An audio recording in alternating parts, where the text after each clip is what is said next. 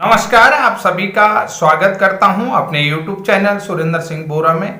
कई राज्यों से bridge course supreme court case को लेकर के क्या अपडेट आ रही है, इसको लेकर के बहुत सारे साथी जानना चाहते हैं कि आखिर ये ब्रिज कोर्स कौन सी बला है। बहुत सारे कि ये ब्रिज कोर्स प्राथमिक शिक्षक बनने के लिए कौन सी बला है, क्योंकि माननीय सर्वोच्च न्यायालय ने 11 अगस्त 2023 को तो बीएड वालों को प्राथमिक शिक्षक बनने से मना कर दिया और एनसीटी के गजट 28 जून 2018 को रद्द कर दिया। तो फिर ये जो ब्रिज कोर्स वाली बला है, ये बला कौन सी बला है? क्योंकि आरटीई एक्ट 2009 जो है निःशुल्क एवं अनिवार्य बाल शिक्षा अधिकार में ये तय कर दिया गया है कि बच्चों को क्वालिटी एजुकेशन प्रोवाइड करने के लिए शिक्षकों की जो एलिजिबिलिटी है वो जो है कि डीएलएड होनी चाहिए, यानी कि शिक्षकों के पास टीचर बनने के लिए एनसीटी की 23 अगस्त 2010 के अनुसार मिनिमम क्वालिफिकेशन होनी चाहिए। एनसीटी की जो नोटिफिकेशन है 23 अगस्त 2010 के अनुसार मिनिमम क्वालिफिकेशन हो। तो क्या ये ब्रिज कोर्स एनसीटी की जो 23 अगस्त 2010 का नोटिफिकेशन है मिनिमम क्वालिफिकेशन को लेकर के उसके अनुसार है? ये एक बड़ा सवाल है। अगर ये है तो अभी तक इसको एलिजिबिलिटी क्यों नहीं मिली, ये बड़ा सवाल है।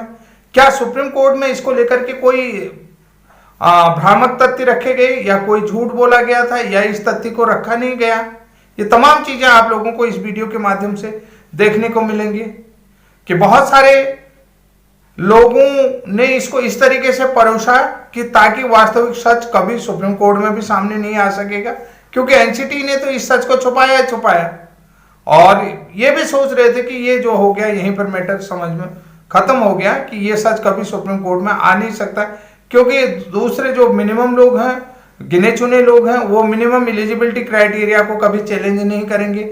जो हाई कोर्ट से पारित आदेश होंगे, उस हाई कोर्ट से जितने भी पारित फैसले होंगे उसको कभी सुप्रीम कोर्ट में चैलेंज नहीं करेंगे। तो इसलिए जो है कि ये देखे कि यहाँ पर देखा जाता है कि ना जिसी का लाठी उसी का भैंस वाला सवाल यहाँ पर एक बार पुनः चरितार्थ हो रहा है। तो आप लोगों को एक महत्वपूर्ण जानकारी इस वीडियो के माध्यम से आप लोगों को बताऊं। अगर आप मेरे चैनल में नए हैं तो आप सभी लोगों से निवेदन करता हूं, एक बार जितने भी आप बीएड प्रशिक्षित हैं, डीएड प्रशिक्षित हैं, डीएलएड प्रशिक्षित हैं, ब्रिज कोर्स प्रशिक्षित साथी हैं, तो आप एक बार मेरे बेल आइकन को जरूर हिट कर लें और चैनल को सब्सक्राइब जरूर करें कि ताकि एक अच्छी संख्या में आपकी तादाद के साथ ही मुझे मोटिवेशन मिले कि मैं आप लोगों के लिए इस तरीके का वीडियो लाते रहूं और इस तरीका का वीडियो की ऐसा अपडेट लेके आऊं कि जो अपडेट आज तक वास्तविक रूप से धरातल में आए ही नहीं है, जिनको वास्तविक सच लाया नहीं गया था कि 2018 के बाद तो अलग ही सच यहाँ पर आपके सामने रखा गया और जो वास्तविक सत्य था वो सत्य आपके सामने आया ही नहीं, इनकी दबा रह गया। तो 2018 से पहले वाला जो सच था उस सच को आज हम उजागर करेंगे। तो आइए देखते हैं एनसीटी से मान्यता प्राप्त 6 महीने का professional development program for elementary teacher अर्थात ब्रिज कोर्स प्रशिक्षण प्राप्त अभ्यर्थियों के केस को सुप्रीम कोर्ट यानी कि केस में सुप्रीम कोर्ट में दायर याचिका होने से तथाकथित यानी कि जो ब्रिज कोर्स को लेकर जो याचिका सुप्रीम कोर्ट में दाखिल हो गई है उसको लेकर के डीएड के तथाकथित लीडरों की धड़कन तेज क्यों हो गई? ये बहुत बड़ा सवाल है कि यानी कि डीएड वालों की धड़कन तेज हो गई, तो यहां पर इनकी धड़कन क्यों तेज हो गई? क्योंकि देखिए यहां पर से बहुत सारे जो डीएलएड के लीडरान हैं उनको मैं आप सीधा सी बात कहूंगा तो एक चंदा वसूलने का भी एक नया रास्ता मिल जाएगा, है कि नहीं, लोगों से जो है कि चंदा। लेकिन मैं यहाँ पर सबसे बड़ी चीज कहता हूँ, एक चंदे की राह भी उनकी यहाँ पर क्लियर हो जाएगी, क्योंकि इससे सबसे बड़ी चीज इसमें एक चीज उनके लिए ये होगी क्योंकि मध्य प्रदेश में उनकी जगहसाई हो चुकी है। उन डीएड लीडरों की मध्य प्रदेश के जो हमारे एक साथी हैं केसरी नंदन साहू जी और रोहित चौधरी जी द्वारा मानवता के लिए मिसाल पेश करते हुए अपने केस को वापस ले लिया। उन्होंने सीधे सीधे कहा कि मेरी तो नौकरी लग चुकी है और बाकी जितने भी जो हमारे शिक्षक साथी हैं उनकी नौकरी को लेकर के मुझे क्या मिलेगा। तो इसलिए जो है कि मैं इस केस को आगे कंटिन्यू नहीं करना चाहता हूँ और अपने केस को विड्रॉ बिना कोई शर्त के मैं विड्रॉ करना चाहता हूं। तो यहां पर देखिए सबसे बड़ी चीज है उन लीडरों की जगहसाई हो चुकी थी जो हमेशा जो है कि एनसीटी के क्वालिफिकेशन को अलग अलग कैटेगरी में रख करके अलग अलग दावे पेश कर रहे थे कि अलग अलग दावों को पेश करना और एनसीटी के क्वालिफिकेशन को अलग अलग। तो कुछ देखिए अब यहां पर देखिए ब्रिज कोर्स को लेकर के इन्हीं ऐसे तमाम नेताओं के बड़े सवाल उठ रहे हैं। तो ब्रिज कोर्स को लेकर के भी तमाम बड़े सवाल उठने लगे हैं कि यहां पर देखिए क्या, तो कौन से सवाल उठ रहे, एनसीटी द्वारा ब्रिज कोर्स कब करवाया गया। एक बड़ा सवाल उठा कि जब ब्रिज कोर्स का केस माननीय सर्वोच्च न्यायालय में पहुंचा तो इन लीडरों के द्वारा यह पूछा कि एनसीटी के द्वारा ब्रिज कोर्स कब कराया गया, क्या ब्रिज कोर्स एनसीटी द्वारा मान्यता प्राप्त संस्थान से करवाया गया है, ये भी एक सवाल आ रहा है। और दूसरा क्वेश्चन में या दूसरा पॉइंट ये करूं, छत्तीसगढ़ बीएड सहायक शिक्षकों को जिनका जो है कि टर्मिनेशन ऑर्डर आ चुका है, यानी कि जिनको टर्मिनेट कर दिया, और एमपी बीएड सहायक शिक्षकों को क्या पूर्व में करवाए गए एनसीटी का ब्रिज कोर्स फायदा पहुंचा सकता है, ये भी एक बड़ा सवाल आ रहा है कि जो पूर्व में एनसीटी द्वारा ब्रिज कोर्स करवाया गया क्या इन शिक्षकों को ये फायदा पहुंचा सकता है, ये ब्रिज कोर्स फायदा पहुंचा सकता है, ये बड़ा सवाल है।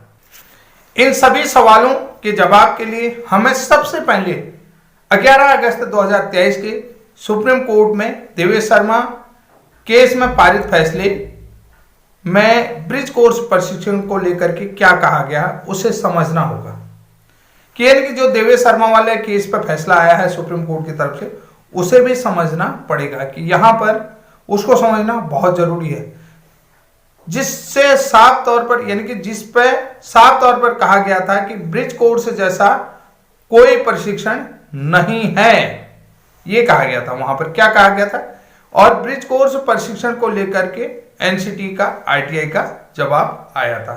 समझ गए ना कि उस फैसले में यह कहा गया था जिसमें साफ तौर पर यह लिख दिया कि ब्रिज कोर्स जैसा कोई भी प्रशिक्षण यहां नहीं है, यानी कि ब्रिज कोर्स जैसा कोई भी प्रशिक्षण नहीं है। और ये एनसीटी के आरटीआई का जवाब आया था, उसमें ये चीज कहा गया कि जो कि अब देखिए ये जवाब कब दिया था, जो कि 31 मार्च 2019 के बाद के परिप्रेक्ष्य में आधारित जवाब था। ये जवाब देखिए कि जो सुप्रीम कोर्ट में पेश किया गया, जो जवाब पेश किया गया, तो वो कब पूछा गया, लगभग 2020 में पूछा गया होगा, यानी कि 31 मार्च 2019 के बाद के परिप्रेक्ष्य में होगा।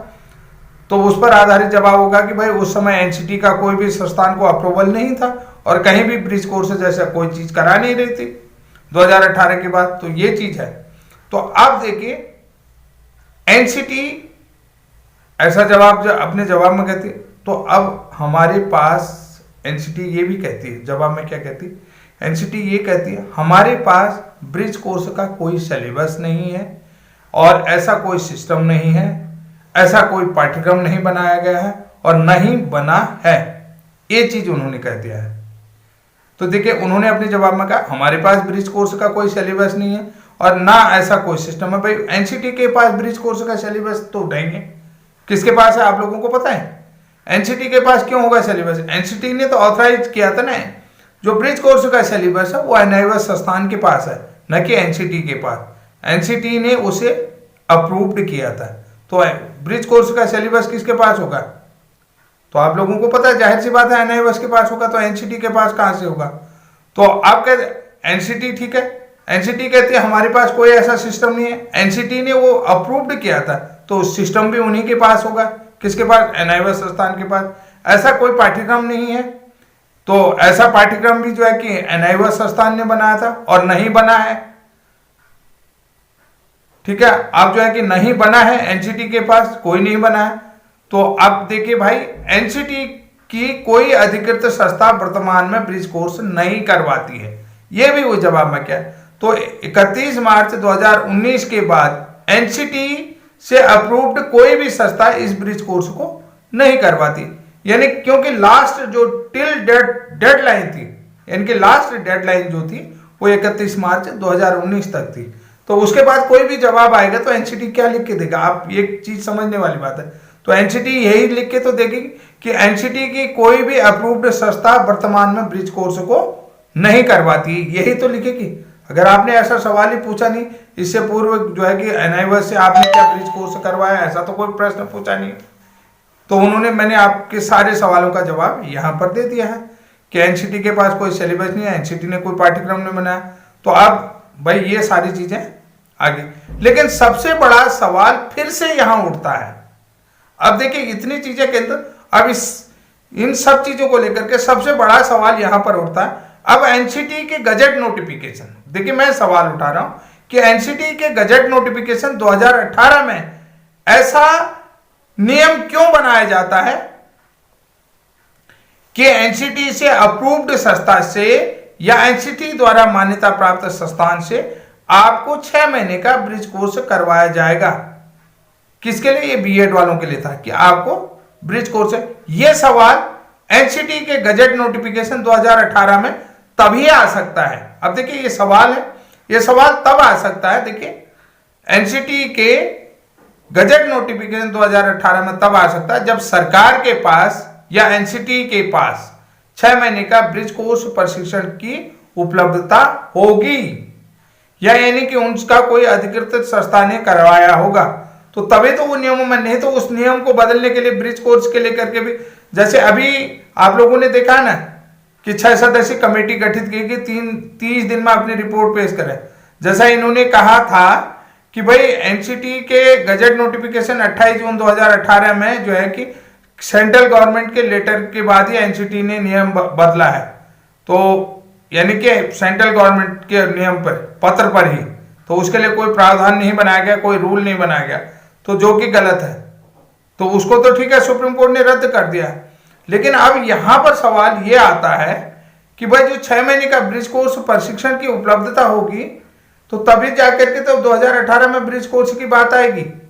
अगर उपलब्धता नहीं है तो एनसीटी को क्या पता है ब्रिज कोर्स भी करवाया जाता है या ब्रिज कोर्स होता है, विशिष्ट बीटीसी होती, क्योंकि ऑलरेडी पहले से ही ये विशिष्ट बीटीसी या ब्रिज कोर्स जैसे प्रशिक्षण एनसीटी के पास, जब शिक्षा का अधिकार अधिनियम आया 2002 में, निःशुल्क एवं अनिवार्य बाल शिक्षा अधिकार अधिनियम की बात नहीं कर रहा, शिक्षा का अधिकार अधिनियम 2002 में, तो वहां से इन कोर्सों की उपलब्धता एनसीटी के पास रही हुई है और एनसीटी ने ये कोर्स समय समय पर राज्य सरकार से, राज्य सरकार के डाइट संस्थानों से ये चीजें करवाई थी। तो बिना उपलब्धता के तो इस तरीके की बातें कोई भी संस्थान नहीं कर सकता बिना किसी जानकार के।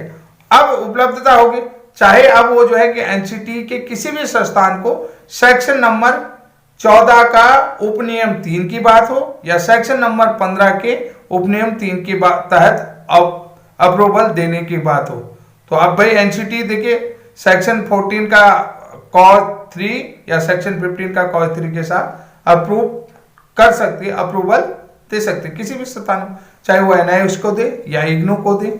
तो उन्होंने इन्हीं सेक्शनों के तहत ये जो है अप्रूवल दिया हुआ है। तो ये बहुत सारी चीजें आप लोगों को समझने की जरूरत है।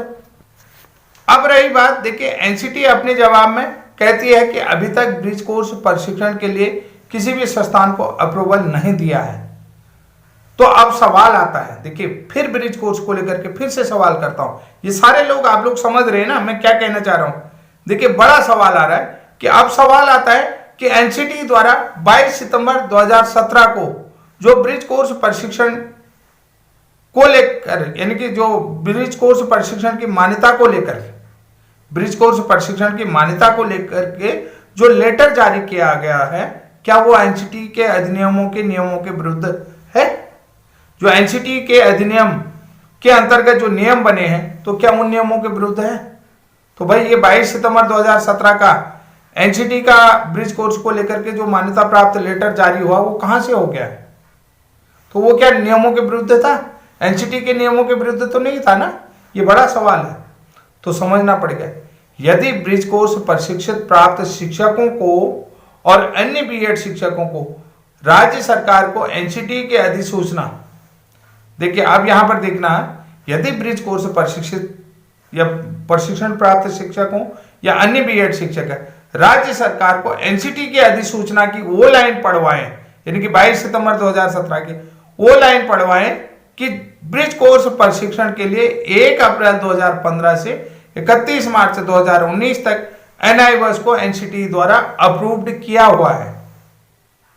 तो जो पीछे के पन्ने में लिखा है आप लोगों ने देखा होगा, जब ये 22 सितंबर 2017 का लेटर देखोगे उसके पीछे ये सारी चीजें लिखी हैं। तो ये लाइन अगर राज्य सरकार को पढ़वाएंगे तो आप लोगों को समझ में आ जाएगा। और जिसके लिए देखिए अप्रूव्ड क्या है, जिसके लिए NCTE द्वारा संवैधानिक नियमों के तहत पत्र जारी किया गया है, जिसके लिए NCTE ने संवैधानिक नियमों के तहत पत्र जारी किया है। फिर बड़ा झूठ माननीय सर्वोच्च न्यायालय में ब्रिज कोर्स को लेकर के क्यों रखा गया, ये भी सवाल आता है कि इतना बड़ा झूठ ब्रिज कोर्स को लेकर के माननीय सर्वोच्च न्यायालय में क्यों रखा गया। जब NCTE द्वारा बनाए गए नियमों का सभी राज्यों ने मैंडेटरी रूप से पालन करना है, तो तब राज्य सरकार इस नियम से मानने के लिए बाध्य क्यों नहीं। तो अगर मैं कह रहा हूं कि NCTE किसी नियम को बनाती, ये बड़ा सवाल है कि अगर NCTE कोई नियम बनाती है तो राज्य सरकार के लिए वो मैंडेटरी होता, उस नियम को मानना मैंडेटरी होता, और राज्य सरकार को इन सभी नियमों को मानने के लिए जो है कि बाध्य भी रखा जाता है। हालांकि कंक्रीट लिस्ट में है, ये चीज बता रहा हूं कि NCTE के नियमों को मानने के लिए राज्य सरकार बाध्य होती है। तो फिर अब यहां पर सवाल आता है कि जो 22 सितंबर 2017 को ब्रिज कोर्स प्रशिक्षण को लेकर के NCTE द्वारा संवैधानिक नियमों के तहत पत्र जारी किया गया है, तो फिर अब ब्रिज कोर्स प्रशिक्षण की मान्यता को लेकर के जो है कि क्यों अभी तक कंफ्यूजन पैदा हुआ है कि अलग अलग राज्य सरकारें अलग अलग तरीके से बयान जारी क्यों कर रही, ये बड़ा सवाल है। दूसरी बात है, ब्रिज कोर्स अब सुप्रीम कोर्ट में पहुंच गया है, तो क्या ब्रिज कोर्स का सीधा फायदा NCTE को भी पहुंच सकता है, यानी कि NCTE भी क्या चाहती है कि क्या B.Ed कमबैक हो सकता है, कि NCTE भी चाहती है कि ब्रिज कोर्स जैसा प्रशिक्षण को लेकर के उनके पास कोई नई गाइडलाइन सुप्रीम कोर्ट से आए। तो निश्चित रूप से NCTE ये चीज चाहती है कि ब्रिज कोर्स को लेकर के NCTE के पास सर्वोच्च न्यायालय से कोई नई गाइडलाइन जारी हो जिसके तहत ये सारी चीजें हो सकती हैं। तो अब आप लोग ही बताएं कि क्या संवैधानिक नियमों के तहत NCTE के मानकों के अनुसार, और NCTE एक अधिकृत संस्था है कि इंडिपेंडेंट बॉडी है जी, तो वो अपने तरीके से नियम बनाती है और उसको मिनिमम क्वालिफिकेशन में रखा गया है। RT एक्ट के तहत उसको क्वालिटी एजुकेशन प्रोवाइड कराने के लिए मिनिमम क्वालिफिकेशन माना गया है। तो फिर जो है उस क्वालिफिकेशन को लेकर के बड़ा सवाल क्यों उठ रहा है, ये बड़ा सवाल क्यों किया जा रहा है, बहुत बड़ा सवाल आप लोगों के लिए छोड़ के जा रहा हूं। जिन तक ये वीडियो जा रहा है तो निश्चित रूप से मुझे कमेंट के माध्यम से बताएं। आज के लिए इतना है, तब तक के लिए जय हिंद, जय उत्तराखंड।